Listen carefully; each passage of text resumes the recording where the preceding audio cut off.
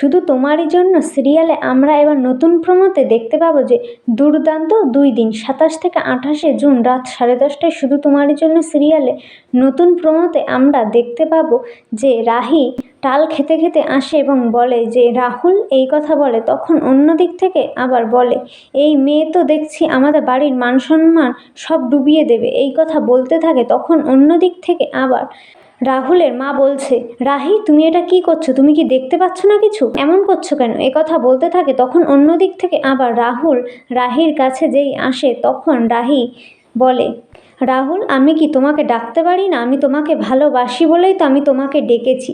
যেই এই কথা বলে ওই কথা শুনে রাহুল তো অবাক হয়ে যায় এবং অন্য দিক থেকে তিতলি ওই কথাটা শুনে ওর হাতে থাকা ওই গ্লাসটা ভেঙে ফেলে।